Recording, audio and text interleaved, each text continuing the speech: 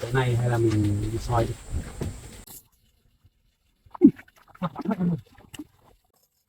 Cái về con cá này sắc thật đấy.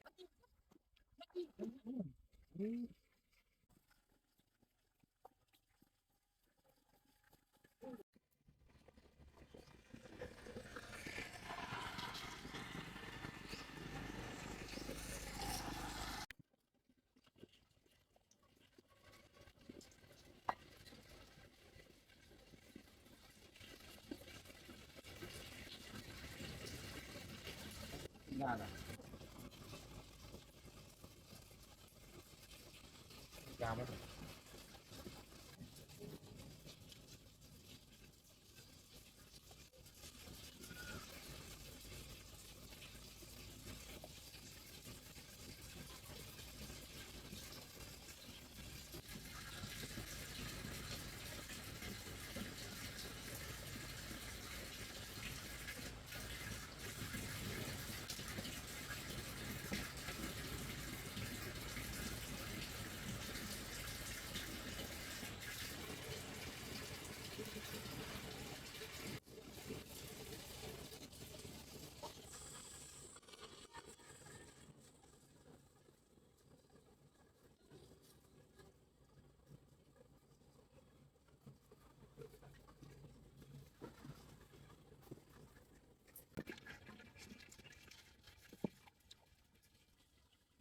Chậu quần áo đi chơi nặng nữa.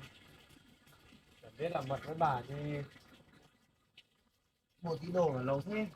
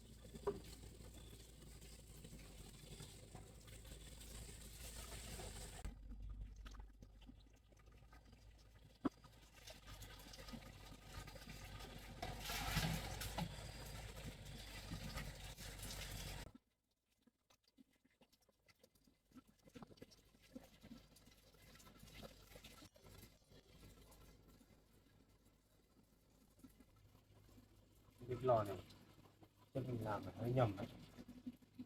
Để cái này nên mình nghĩ là to quá đi. Đặt ra phần hàn với một cái vòng này. Đặt vào đây rồi. Để em bật là nó khó.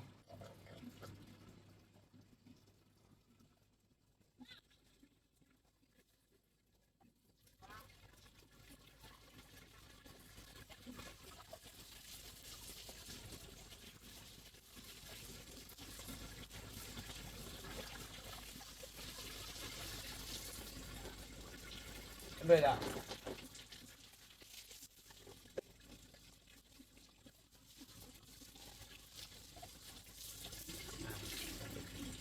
Em đi vào xem nồi cơm với anh ra áo cho.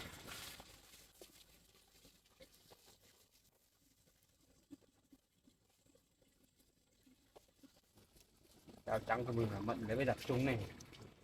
Nó ra hỏng hết đấy.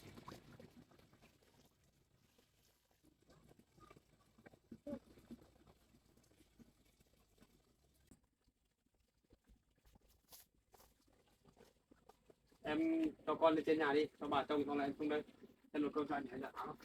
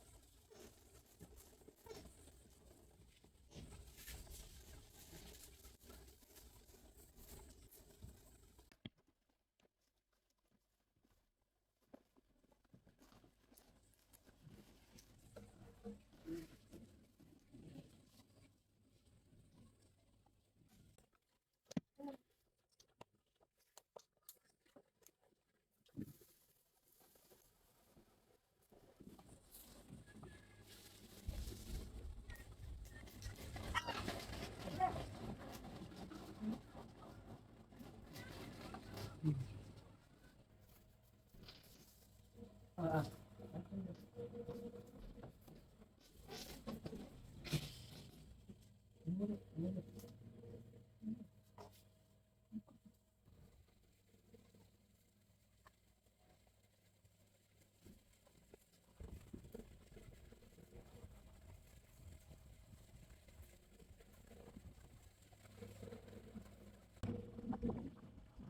Xin cháu nha.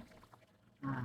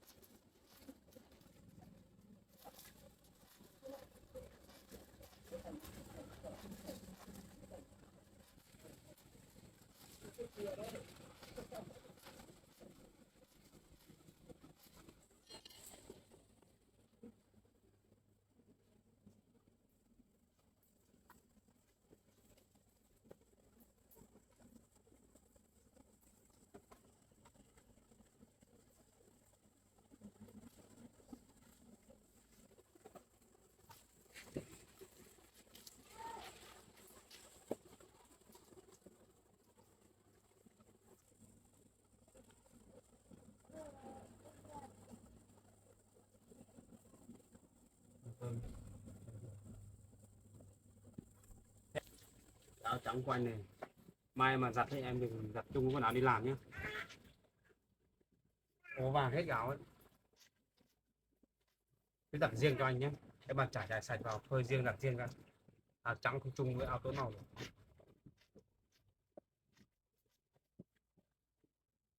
Tối nay hay là mình đi soi đi, bởi vì vừa con lũ lũ đi qua anh nghĩ chắc là nhiều cá đấy, không cho được cá thì đi soi ốc.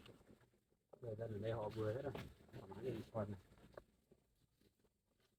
Anh vừa lấy cái đèn về, lấy đèn có dám đi soi không? Tuy là anh đi làm thật nhưng mà con người anh thích đi soi lắm nha. Đi nhá, đặt quần áo xong là bảo bà trông cháu đi soi về mình ăn cơm nhỉ. Đi nhanh đi, đi một lúc rồi về xem có đường gì không.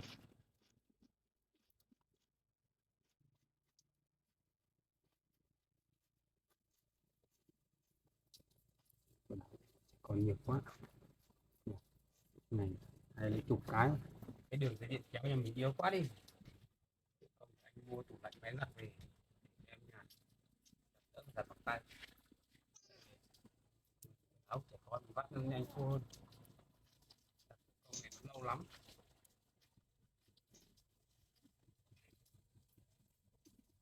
Sau này xem có thể thay đổi lại những cái đường dây điện khác to à, kéo điện thì thoải mái.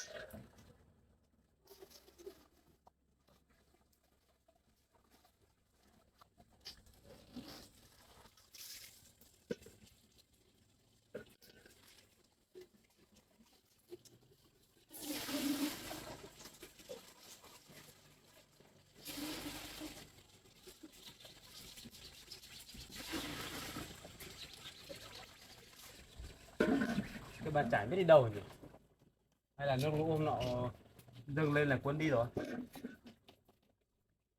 tìm đâu không thấy nhỉ, chả cái áo.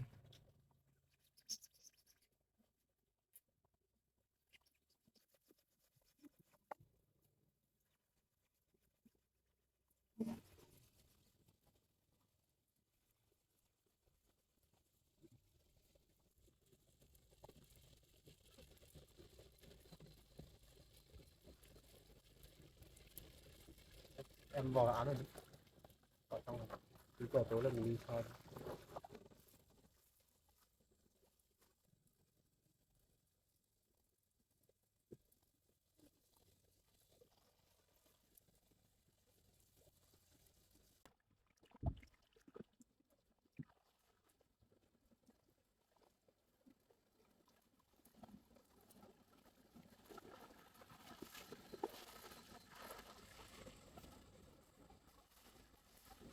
Em ngâm cái cam pho chưa?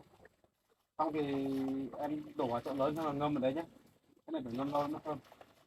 Xong là đi sao đây nhỉ? Để tối rồi.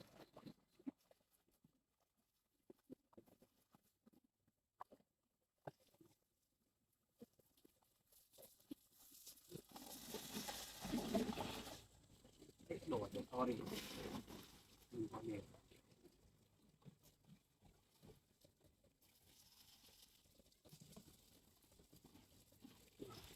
Rồi cái này cứ ngâm đây đã, tí mình đi soi về xong mình phơi xong. Bảo vào xong là mình đi.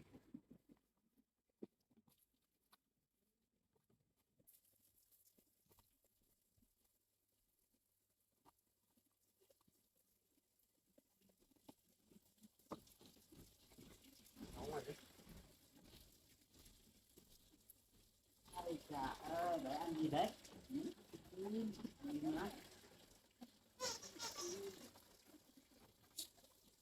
Để thằng bé nhá. Bây giờ nhá, bây giờ bà ở nhà bà trông em bé nhá. Cháu với Mận tranh thủ ra ngoài đồng soi xem bắt được con ốc nào không nhá. Cháu với Mận đi một lúc thôi. Bà ngoài nhá. Để bố đi soi con ốc nhá. Thôi con ngoé nhá, cho con ếch về cho em nhá. Vỗ tay đi. Nhá, vỗ tay nào, vỗ tay nào. Vỗ tay, vỗ tay, Vỗ tay. vỗ tay. Hoan hô. Hoan hô nào. Vỗ tay, vỗ tay. Vỗ tay. Bà ơi bà đi nào. Bà ơi bà đi. Bà ơi bà, cháu yêu bà lắm. Rồi nhá, ở nhà ngoan nhá, không xong nhá. Bà cho cháu nhá. Vâng. Cháu với Mận gì đó. Ở nhà với bà nhá. Đóng cửa với bà nhá.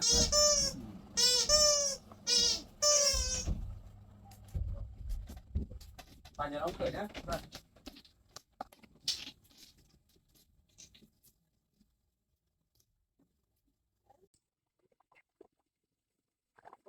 Okay.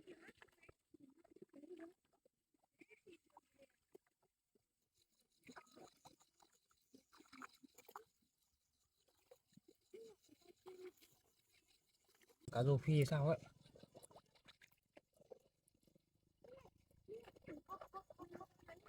Đâu rồi? Vừa thêm bơi bơi đây đi đâu nhỉ? Đi đâu nhỉ?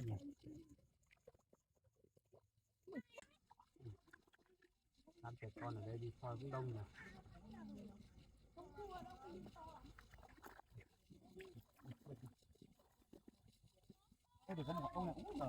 Con ốc này cũng siêu phết, đậu hẳn trên này luôn. Ây xà, xin nha. Ốc đêm cũng vui phết. Cái thử dụng chắc cũng nhiều ốc đấy. Đây, nhận đi.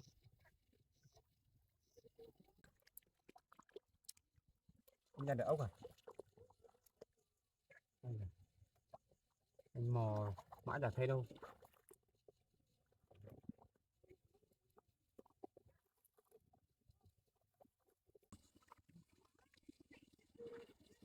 Cái này nó sâu sâu quá nhỉ. Nhiều lắm anh không đi soi đêm nhìn không quen mắt. này sâu thế.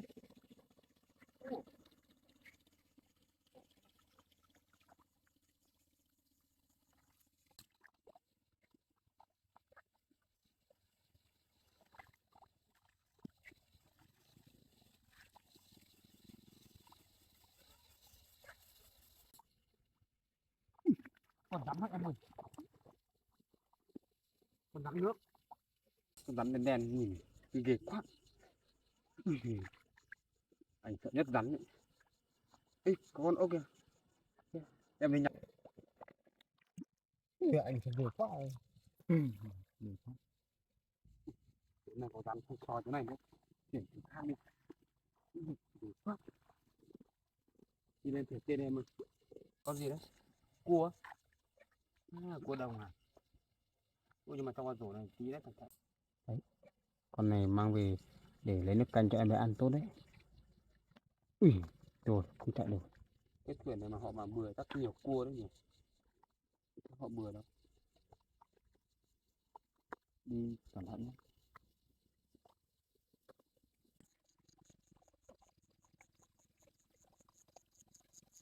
Có ốc à? Ở đây nhiều ốc thế nhỉ? Cái này nhiều thật đấy. Nhiều, nghe.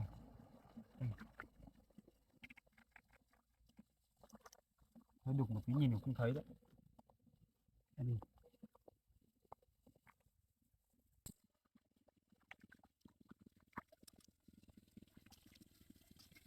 Ui, được nhiều.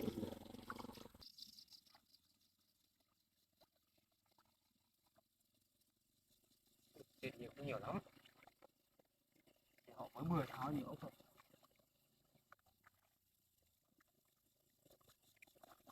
Con nhỏ mà thôi. Ui, đang buồn mà. Thế, phải còn kia đi qua đây nó không thấy. Rồi nó nhặt hết rồi. Anh bỏ ốc để đặt.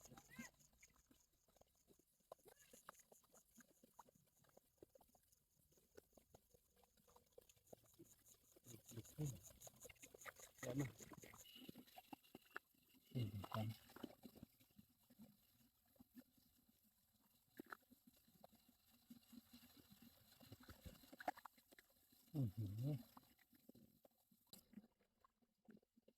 Ui, khoản to thật. Này có cả rêu lên này.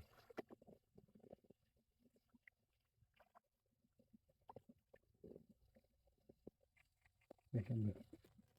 Này to thật đấy. Có nhiều này.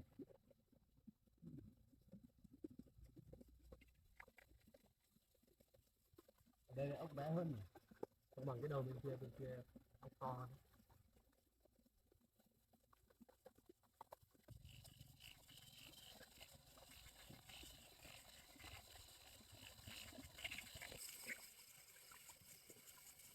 Ốc.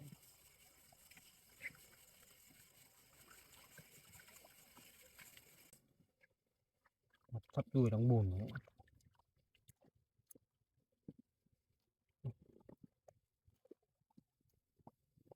Để đi có 2 quán.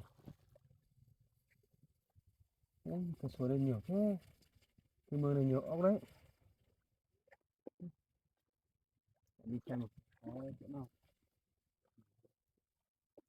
Cũng nhiều ốc lắm em ạ. Con lươn bé thôi. Chui vào trong bụi bờ đấy rồi. Cái nhiều ốc lắm.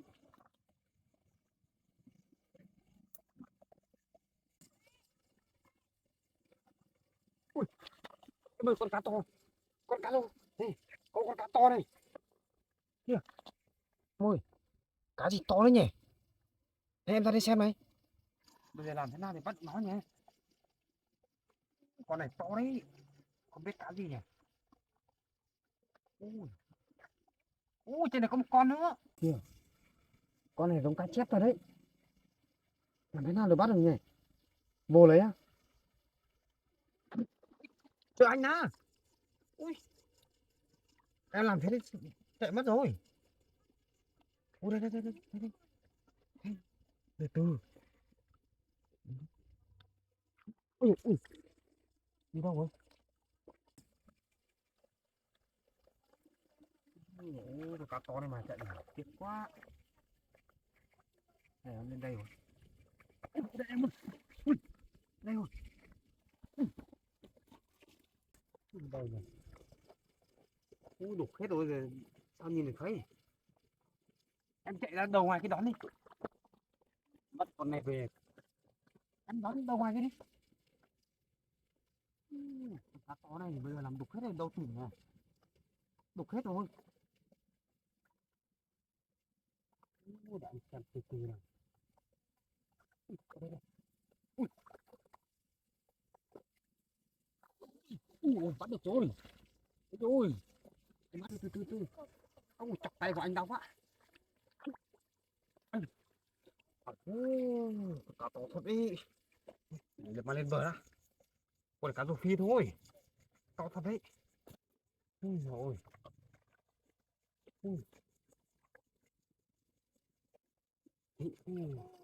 Mày thế.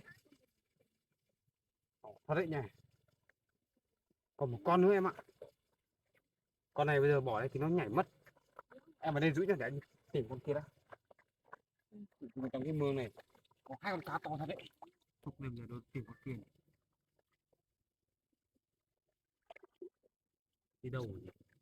Hay là chạy xuống dưới kia rồi nhỉ? Ở thằng này đấy em ơi. Ở đây thôi. Vẫn ở đây này.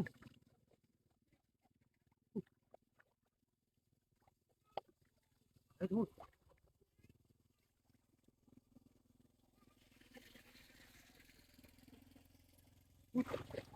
Đây.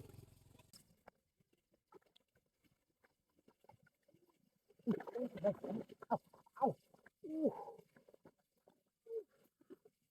Con cá này dẫm trúng một phát. Ao ôi. Cái vây nó chọc trúng này. Ao.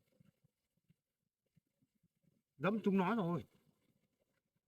Ao ôi, chảy máu rồi. Ôi, con cái vây con cá này. Ao. Cái vây con cá này sắc thật đấy. Khó quá. Em có ủng em bắt nhé. Em đứng ở trên xe thôi. Ôi rồi chọc cho một cái thì như này. Trúng hai cái lên liền chảy máu này. Ây dồi. Hai một cái vây cá to này. Đấy, em ơi chạy xuống đây không? Không đây mà. Em phải từ từ đó, đừng vồ nhanh quá. Chạy nhanh quá đi. Từ từ, em phải cứ em sờ xem rồi, từ từ nhá, cắm vào chân cho anh ấy này. Ồ, con cá rô này. Con này anh dẫm trúng một phát rồi, chọc chân anh này, chắc nó cũng không khỏe. À đây em ơi. Đây. Đây, đúng rồi. Anh cầm chắc không? Cầm chắc không? Ui, tại đây anh không? Ôi giời ơi. Đây. Đây. Đây, bắt đi. Ôi trời đất. Bắt đi. Đúng rồi. Ui, mày chạy à? Tập chân ông à? Để anh cầm chắc. Ây da. Ôi giời, cảm ơn ông trời. À, con này cái vây sắc như nay thảo nào chọc chọc đây để anh dâm chúng này cắm phát vào chân anh như này. Đau thật đấy. Au. Được rồi, không sao, đau một tí cũng không sao đâu. Chả biết cá này đâu về mà to hết nhỉ? Hay là hôm trước mưa to ao của họ thủng hay thế nào được cá to chạy về đấy thế nhỉ?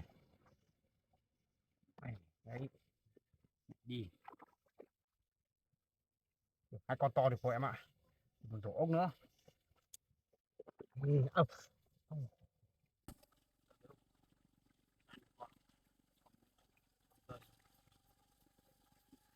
Ừ, quá, con này mày thật.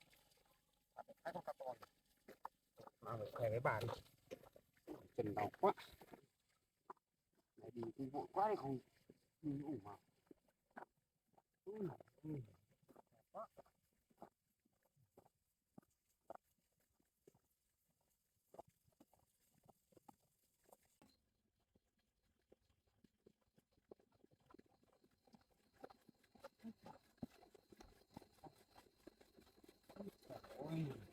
đến nhà muốn điện sáng nhìn cái đã mắt bên này. Ba ơi, Dạ. ba ơi, cháu bắt được con cá to này. Anh cháu đi chơi về à? Vâng, đây này, Đô con cá to thật. cá rô đấy. Vâng. Này tao bắt nó còn dẫm chúng nó cắm vào chân cháu rồi. Vâng. Anh bé đâu? Em bé ngủ. Bé ngủ ra. Cái này, mà thấy cháu ấy mận giỏi chưa? Vâng. Được một rổ ốc nữa. Đẹp. Đấy, hai con cá to này. Cháu thích thật đấy. Vâng, mang đi rửa. À. Ây.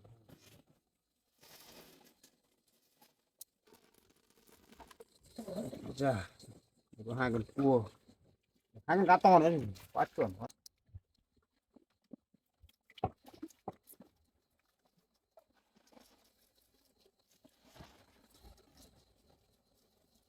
Thật đấy.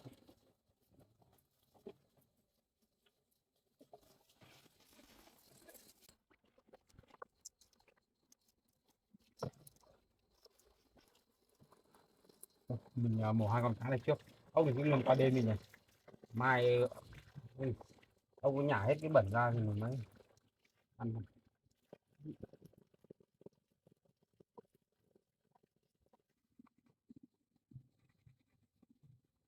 Em tắm đấy. Tắm đi để anh mổ cá.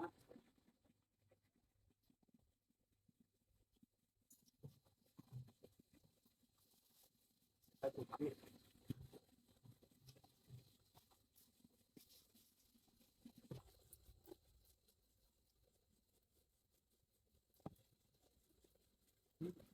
Em lên tắm.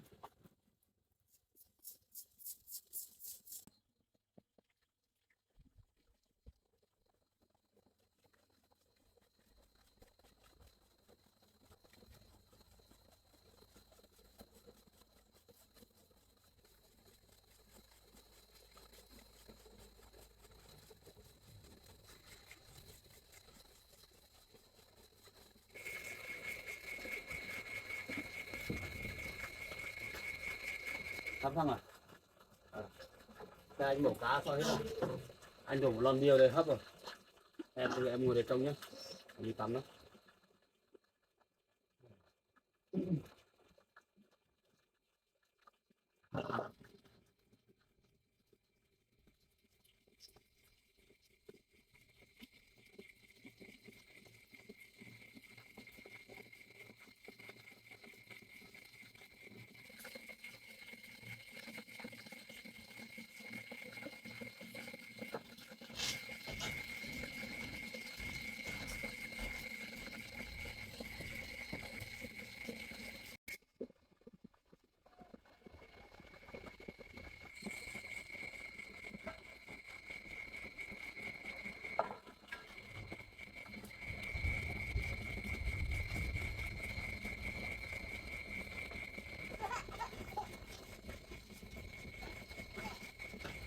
Em bé dậy rồi. Nghỉ nha. Được. Mẹ mẹ đi. Mẹ đi.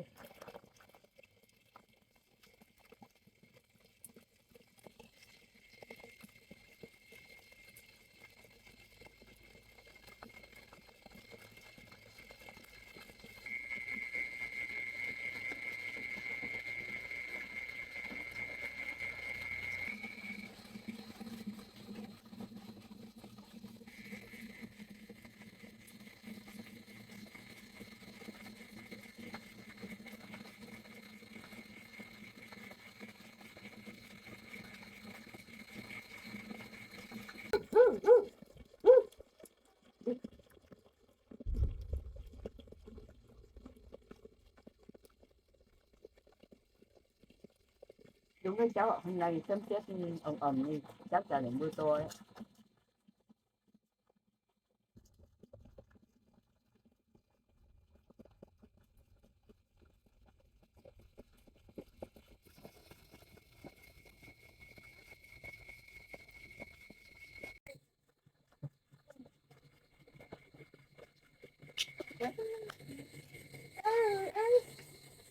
Chạy đi đâu?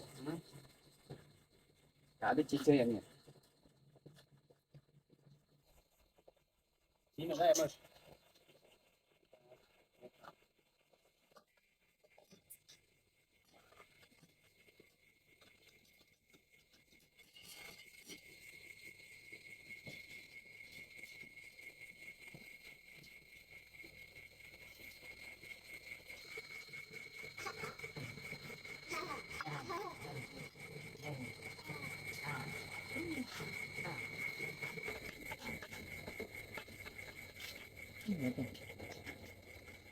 Em ơi, các bạn để em bé đi xong là ăn nấu cơm bên trên.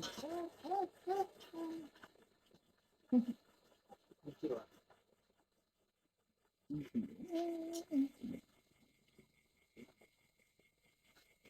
Hôm nay chỉ muốn ăn cá thôi nhỉ. Còn là cái nữa.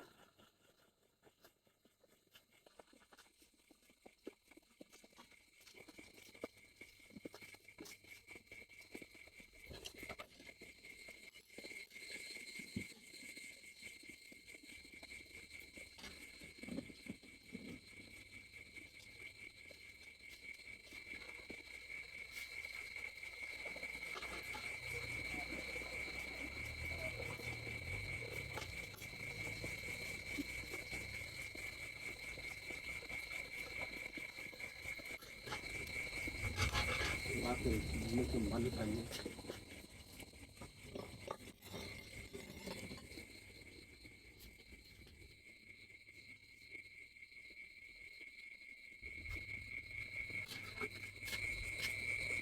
Bà lên trên nhà ngon cơm ấy. Ở bên mâm lên. Ngồi với ăn cơm là em bé không có chỗ ngồi.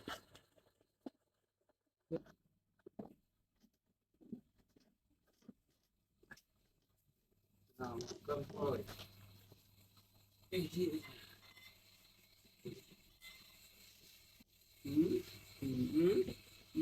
năm năm nhá. Cho cơm. 5 năm thôi. Mời bạn cơm nhá. Vâng. Mình ăn cơm nhá. Cơm. Phải quá, số này được 2 con cá to này. Hôm nay có không? Vâng. Bán thử xem. Ngon lắm rồi. Cho hấp bia đấy. Ăn đi. Nào. Anh để ăn cá đi nhá. Ăn đi. Ấy dạ, không ăn à? Sao rồi? Ừ. Trời phải tập ăn cơm nhá. Ừ. Vào đây, tự mua ăn đi nhá. Tự mua ăn nhá. Ừ.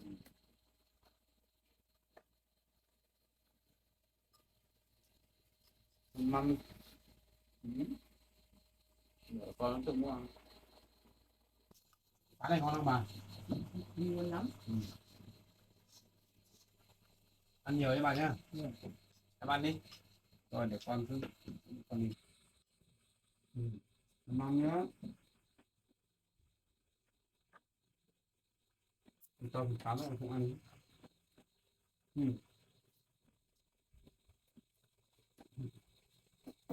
Mâm. Ăn đi bà ơi.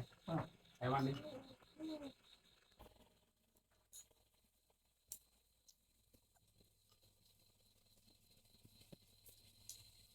Ăn đi bà ơi. Vâng. Ngon quá. Để hôm nào anh đưa tối này anh em này đi coi đi. Đi coi xem có bán được cá không. Thời gian này đang mùa mưa lúc ấy, nhiều cá lắm.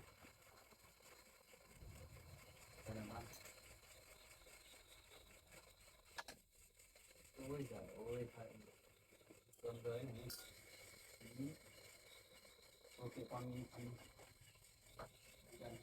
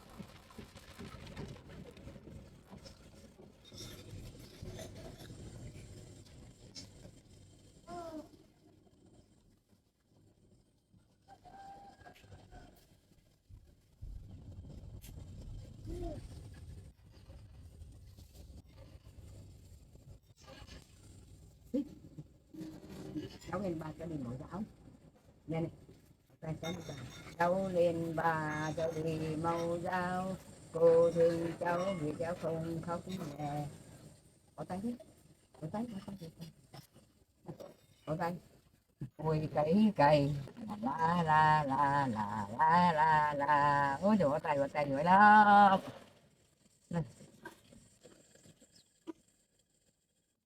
Thế thì không đi làm nào xong ngứa đấy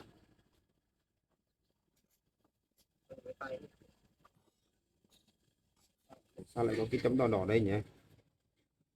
Bị viêm da rồi. Ừ. Ui. nhưng cái mấy hôm nay nó lên các cái nốt bụng nó mưa đấy Dạ. Các bà sang bảo cháu. Chỗ nào không? Cái bẹ này có không bà? Có.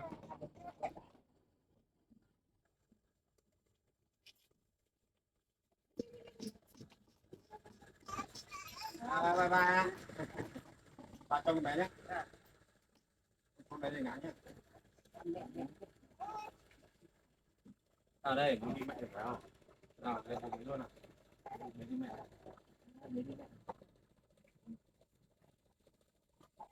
Đi mẹ nhé. Có đi làm nhé.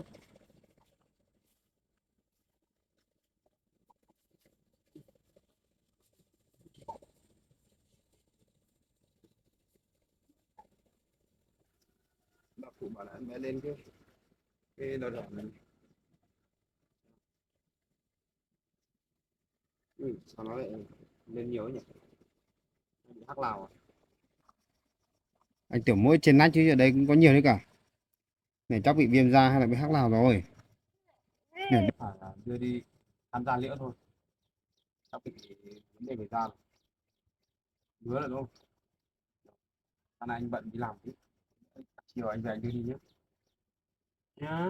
Anh vết chân rồi hay là đi bò đâu ngứa rồi. Đi làm nhé. Còn chỗ con bên cái vết này này. Nhớ chiều về anh đi làm. Nhá. Nhà nhá. Bye bye. Bye bye. Bye bye. Rồi anh đi làm đi. Bye bye. cháu đi làm về sớm mình đưa cháu đi khám nhé Vâng. nhá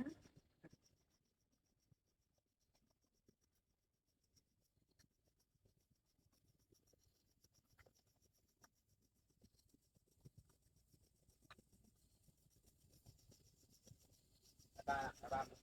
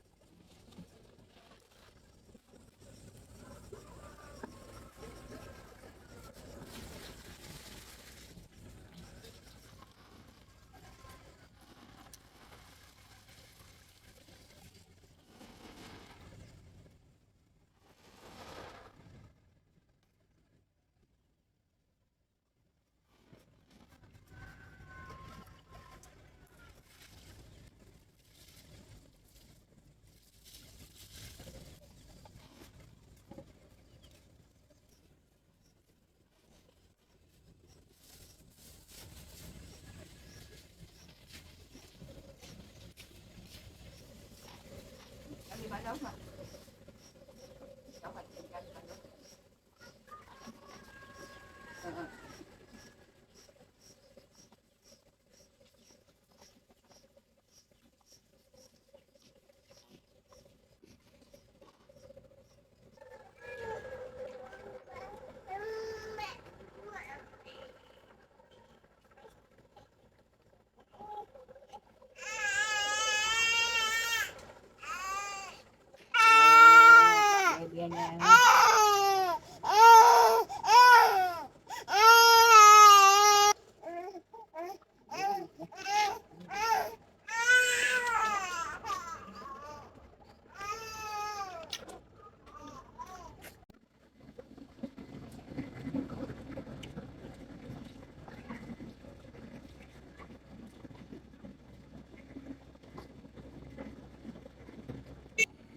chào John nhé. có vật